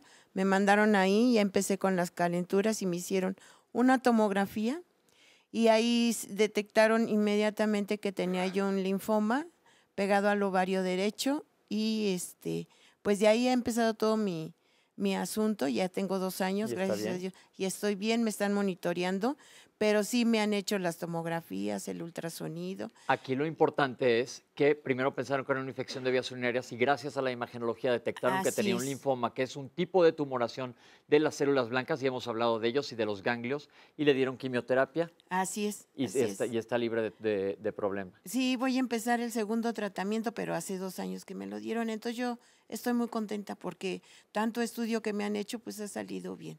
Y le dan, a través de la imagenología, le dan sus seguimientos para ver qué tal va. Así es, y también me han hecho las mastografías y salen perfectamente bien. Qué bueno, no lo deje. Felicidades. Claro, gracias. Oscar. Muchas preguntas. Doctor Ricardo Castillo nos dice, el reflujo esofágico, gástrico y la hernia hiatal sale en la tomografía con medio de contraste. Señora Delgado, tengo 69 años y quiero saber si aún puedo realizarme una mastografía.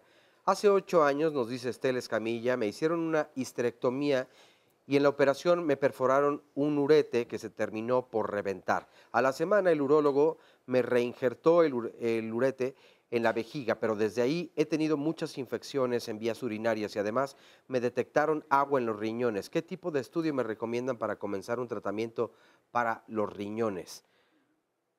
Esta otra llamada es de Vanessa Pérez. El ultrasonido es muy bueno. A la semana 24 de embarazo le detectaron un problema a mi bebé y gracias a eso me pudieron atender en el hospital del 3er nivel.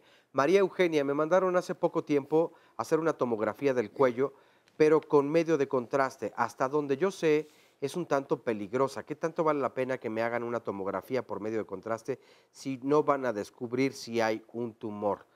Francisco Ángeles, aquí en México los mexicanos de bajos recursos no tenemos acceso a esos estudios, al menos en el seguro no los hay, únicamente en hospitales particulares. Hermina Torres, a mi sobrina de 27 semanas de gestación le tomaron un aproximado de 50 placas de tórax y abdomen durante toda su estancia en perinatología. Por esto quiero saber qué daños ocasionan los rayos X y en niños prematuros también. Víctor Arrazola, a mi esposa le piden una tomografía porque le encontraron un tumor en el colon. Ella tiene un trasplante renal y quiero saber cuáles serían las recomendaciones para realizarse dicha tomografía. Luz Leticia García, ¿qué es mejor, mastografía o ultrasonido mamario? Y si es necesario cubrirse el cuello durante el estudio. Leslie Orozco nos dice, quisiera saber el riesgo de hacer una gammagrafía de tiroides a una niña de 4 años de edad a la que se le diagnosticó hipotiroidismo. Fernanda Miranda, ¿qué tan seguro es un estudio que realizan inyectando yodo vía intravenosa para sacar fotografías de los vasos dilatados de los ojos? Esto en una persona adulta mayor que padece asma y que solo acudió para operación de catarata. No es diabética, pero el oftalmólogo le mandó ese estudio porque dice que le ve los ojos diabéticos. Esto en un hospital de la Ceguera en Coyoacán. Berenice Montserrat Castro Marín, ¿a qué equivale la dosis de radiación de una mamografía y qué tanto daño nos hace? Cecilio Hurtado, ¿ustedes, doctores, recomiendan que la mastografía se haga a 1 año de la anterior? ¿Qué tipo de energía, nos dice Adriana Reynoso, usa el estudio EOS? Airam Su, si el PCR sale positivo a BPH, ¿qué estudio se debe hacer o solo el Papa Nicolau? No habrá un apoyo para hacer la resonancia, nos dice Erika Tapia Zamora. Y seguramente económico, nos decía justamente en este comentario. Eduardo S. Neri Ruz, según la norma oficial y la experiencia de los médicos del panel, ¿cuándo se deben iniciar las densitometrías? ¿A qué edad? Ya sea en hombres o en mujeres. Y felicidades al programa. Trabajo en un área de cuidados intensivos, nos comparte Adriana Fernández, por lo que es frecuente que se tomen placas portátiles. ¿Cuál es la distancia necesaria que debemos tomar para este procedimiento? Y mil gracias por su atención. Yo tengo osteoporosis, nos dice Clara Gómez, y dicen que evite los rayos X porque me bajan más el calcio. ¿Qué tan cierto es esto? Mari Rojas nos dice, mi pregunta, yo tuve un macroadenoma y me operaron y quiero saber qué tan agresivo es el contraste, que me lo han realizado por 3 años, 1 cada año, pero hoy me mandaron una tomografía que porque es menos agresiva. Gracias y saludos a todos los especialistas. Y finalmente Frapu Verdugo nos dice, estoy de acuerdo que es de gran ayuda, pero la han comercializado bastante. Para una muela te piden una panorámica y cuando ya te han hecho los estudios te dicen que no tienes nada. ¿Qué tanto, por ejemplo, en la odontología se exagera justamente con todo esto?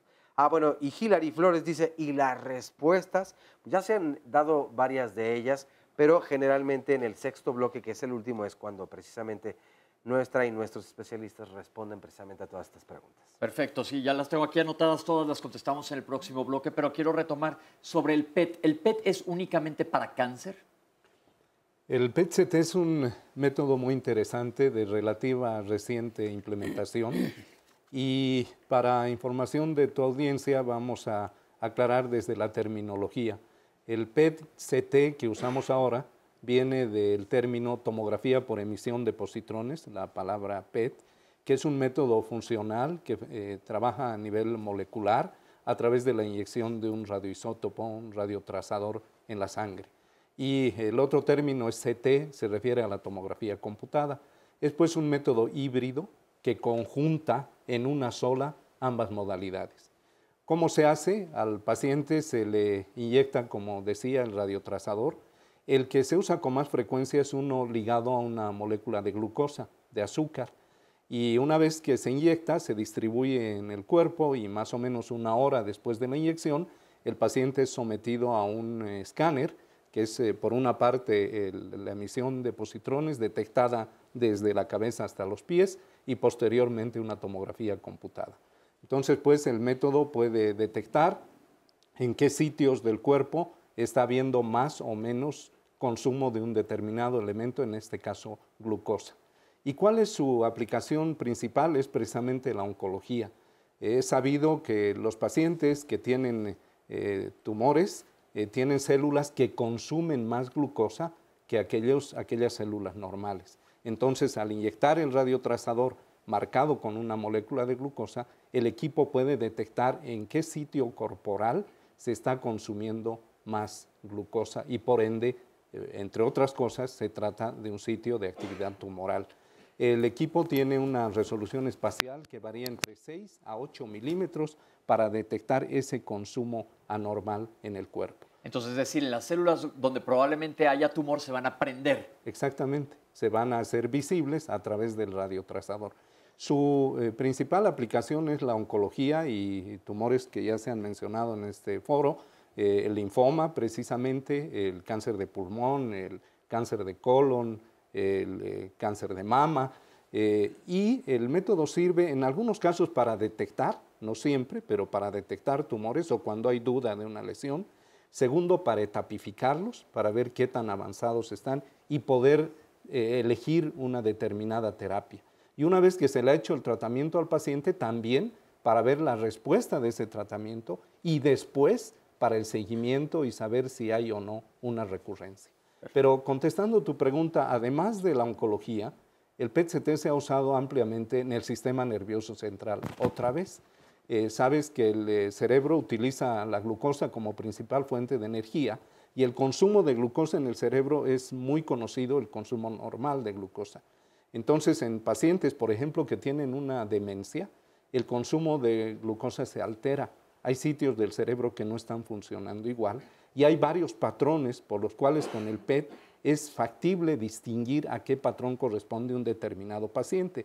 Hoy es factible demostrar cuando un paciente tiene un patrón de Alzheimer, cuando tiene un patrón de demencia frontotemporal, cuando tiene un patrón de demencia de cuerpos de Lewy o una demencia de tipo vascular. Okay. Y otra aplicación en el sistema nervioso central son las epilepsias. Sitios dañados en el cerebro consumen menos glucosa y el equipo puede detectar en qué sitio hay un determinado foco epileptógeno. Y en el corazón, lo mismo, usando trazadores específicos, en este caso amonio, es posible distinguir en qué área del miocardio ha habido un sitio de isquemia no irrigado y cuál es el territorio vascular preciso. Gracias, doctora. Quisiera agregar que para la glándula mamaria también es de utilidad, es un equipo muy similar a un mastógrafo que en las pacientes inyectadas para una etapificación de un tumor, no para detección, cuando queremos saber si hay metástasis a distancia, se hace un PET y en esa misma dosis inyectada podemos hacer el PEM. El PEM es una mastografía por emisión de positrones. Aprovechamos esa dosis de radiación con fines diagnósticos para saber con una alta resolución espacial, ya que nos permite ver tumores hasta de 1.5 milímetros que van a captar esta glucosa que la explicó muy bien el doctor José Luis Criales. Los tumores de mama van a tener esa capacidad de prender, como usted decía previamente. Entonces también es una utilidad para etapificación, no para detección. Ok, perfecto. Entonces hemos visto otro método diagnóstico que se utiliza como apoyo, ya que se tiene un diagnóstico, sobre todo buscando metástasis, su principal aplicación. Entonces todos estos métodos deben ser indicados por alguien, no es que uno decida, yo me voy a ir a hacer tal cosa. Vamos a ir a un corte, pero vamos a regresar a contestarles todas las preguntas que nos han estado enviando a lo largo del programa. No se vayan.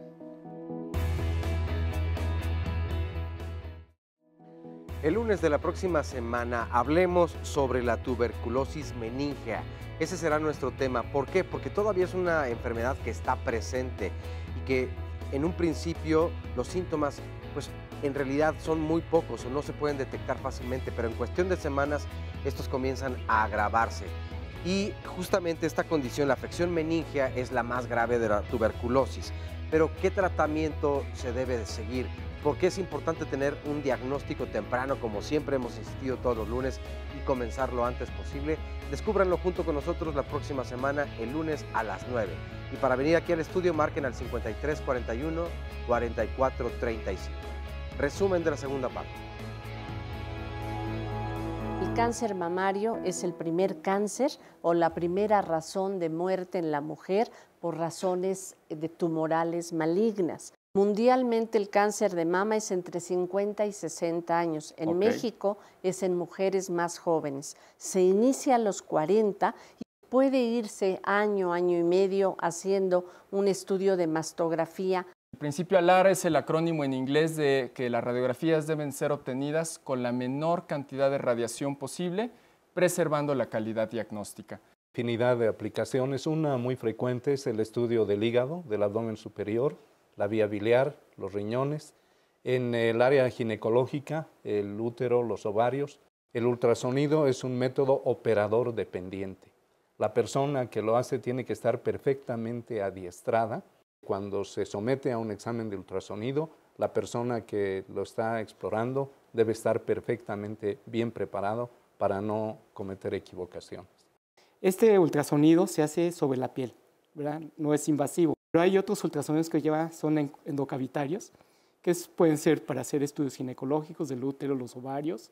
La tomografía computada es un método muy interesante que funciona con rayos X. La resonancia magnética ha sido denominado el método de la microestructura. Se empezó a implementar en el cerebro, sistema nervioso central, y realmente revolucionó el diagnóstico. Las dosis de radiación deben de medirse mucho, sobre todo en poblaciones que son susceptibles a los efectos, dígase mujeres embarazadas, personas menores. Listos para contestar sus preguntas, doctores. ¿Qué tan efectiva es la termografía para el cáncer de mama? Quisiera hacer un poquito de historia. La termografía se empezó a utilizar en 1982 en Centro Médico Nacional, donde tuve la fortuna de prepararme, y se hizo en ese momento una comparación entre mastografía, exploración clínica y termografía. Debo de aclarar que la termografía mide la temperatura de los tumores, pero generalmente son tumores de 2 centímetros. No sirve para lesiones pequeñas. En la actualidad volvió a tomar un auge, pero su utilidad es muy limitada. Ok, sobre todo si comparamos con tumores que han comentado que miden 1.5 milímetros, mientras más pequeño el tumor, mucho mejor el diagnóstico y mucho mejor el pronóstico para la paciente. Gracias, doctora. ¿Hay algún método menos agresivo para el cáncer de mama? Y esto lo retomo porque muchas pacientes se quejan que en la mastografía las aplastan varias veces. Por lo menos se toman 2 radiografías de las glándulas mamarias, pero cada vez es muy rápida la compresión mamaria, y si entendemos que esto permite extender el tejido y en la mujer joven menstruante se espera que sea en etapa posmenstrual, yo creo que es mínima la molestia. Realmente se ha satanizado a la compresión mamaria y es realmente muy rápido. Ok, hubo otra pregunta que dicen que no tiene que ver con el tema, pero yo soy endoscopista, que no los anestesian para endoscopía. Díganles que de menos lo ceden, porque si no está nada cómodo el estudio. Ya hablamos del paciente diabético que habló que va a hacerse la tomografía, que sí le puede dañar los riñones. ¿Es necesario taparle el cuello a las pacientes para mamografía y es necesario que se tapen el cuello los técnicos que están trabajando y los radiólogos? Bueno, idealmente el personal expuesto deberíamos de cubrirnos la glándula tiroides. Los mandiles de plomo generalmente quedan en la parte inferior, pero hablando de la paciente, nosotros sí utilizamos esta protección desde hace varios años, pero la frecuencia de cáncer de tiroides ha aumentado no solo en la mujer, sino también en el hombre, y ellos no se hacen mastografía anual.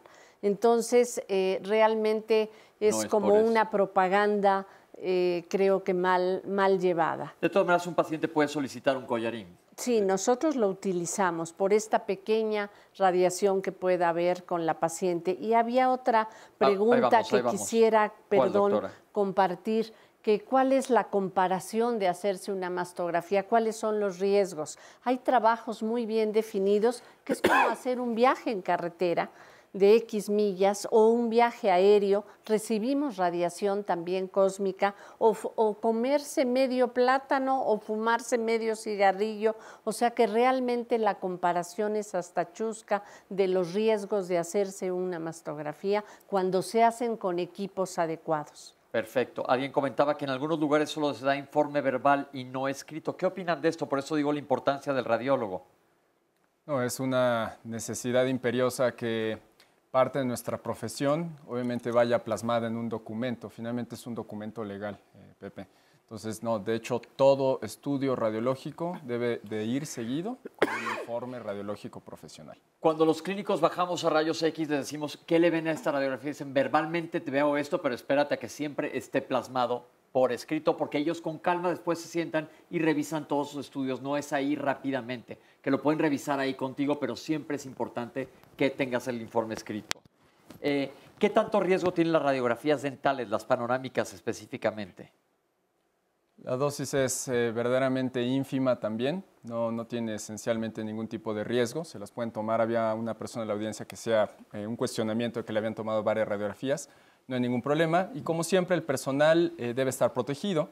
En este caso, los técnicos generalmente, por la cercanía con estos equipos dentales, utilizan mamparas. Entonces se colocan detrás de una mampara que tiene una mirilla plomada a través de la cual se toma el estudio. ¿Cuál estudio es mejor, una radiografía simple o un ultrasonido para la bursitis de rodilla? A ver qué le dice su ortopedista, pero ustedes como imagenólogos. Definitivamente para ver tejidos blandos va a ser mejor el ultrasonido. Si queda duda, en muchas ocasiones puede ir seguido de una resonancia magnética. Ok. Que si existen esta disponibilidad de aparatos en todos los lugares en el país, no siempre, pero en las instituciones públicas sí existen. Porque a veces los hacen esperar y dice aquí 6 a 8 meses que por eso solicitan apoyo de privado. Probablemente es por el grado de saturación que tienen. Ok. Eso pues ya depende de la problemática de cada una de las instituciones. Ya contestan lo de los tatuajes y la imagenología, si es posible hacerse un tatuaje, hacerse algún estudio cuando hay un tatuaje. Una persona que tiene reflujo gastroesofágico pregunta si es buena la tomografía por contraste. Primero los dejo contestar a ustedes, doctores. No, definitivamente no es el método de elección. En ese caso, si se desea hacer una evaluación con esa problemática tan particular, posiblemente hacerlo a través de un estudio varitado. Ok, nosotros los gastroenterólogos hacemos endoscopías, pero muchas veces nosotros también nos apoyamos de rayos X y muchos pacientes me dicen, ¿por qué no me hacen primero una endoscopía? Porque no, dependiendo de la patología que tú tengas, a nosotros nos sirve mucho más a veces un estudio radiológico antes que hacer cualquier tipo de estudio endoscópico. ¿Una persona de 80 años se puede hacer una mastografía? Hubo 2 edades que preguntaron. Sí, o sea, la recomendación es empezar a los 40 y realmente los lineamientos internacionales es entre 75 y 80 finalizarlo. Desafortunadamente sí hay escasez de mastógrafos o mamógrafos y de radiólogos que lean mastografías y en muchas instituciones públicas han dicho que no sigan después de los 60 años porque le dan prioridad a gente más joven donde son más agresivos los tumores. Ok. ¿Cuál es el estudio ideal para riñones? Habló una persona que dijo que tiene agua en el riñón, esto se llama hidronefrosis. No sabemos cuál haya sido la causa de la hidronefrosis. A veces las piedras tapan el riñón, no deja que salga la orina y se hace como un globo de líquido. Pero estudios ideales para riñón, pues se puede hacer ultrasonido, se puede hacer tomografía, se puede hacer una urografía excretora. Hay muchas maneras de ver los riñones. ¿Qué opina, doctor Kimura? Probablemente iniciar con ultrasonido y una radiografía simple para ver si la causa es un cálculo que esté causando la obstrucción. Obviamente, si no da la información suficiente, sí habrá que hacer una urografía o una tomografía con contraste, obviamente tomando en consideración todos los cuidados que hay que tener antes de inyectar el contraste. Que era la otra pregunta que ya la contestaron anteriormente, el peligro del material de contraste en la tomografía, siempre ir muy bien hidratados y te van a pedir un examen de sangre para ver cómo están tus riñones. A mi hijo o a un joven, a un niño le hicieron más de 50 placas estando internado en perinatología, no sabemos cuál haya sido la causa. ¿Qué riesgo tiene? Nuevamente, como habíamos comentado con antelación, es ideal que en algunas poblaciones menores, en menores de edad, niños, se trate de evitar la radiación al máximo posible. Sin embargo, es muy importante tomar en consideración que finalmente los servicios de radiología somos paraclínicos, somos para resolver dudas que tienen los clínicos. Y obviamente desatender un cuestionamiento, un interrogante que tiene el clínico puede ser definitivamente mucho mayor el daño que lo que potencialmente puede generar el efecto de la radiación. Perfecto. Me pidieron una tomografía axial de abdomen porque tengo cáncer de colon. ¿Qué utilidad tiene y qué cuidados debo de tener? Bueno, en el caso de la tomografía en cáncer de colon, generalmente es para ver la etapa, si ya se extendió por fuera de la pared, ¿verdad? La búsqueda de ganglios, de tumores o metástasis en el hígado o en otros órganos. Generalmente el diagnóstico pues, se hace mediante una biopsia que hacen los endoscopistas, ¿verdad? Y el estudio sería de extensión o de tapificación.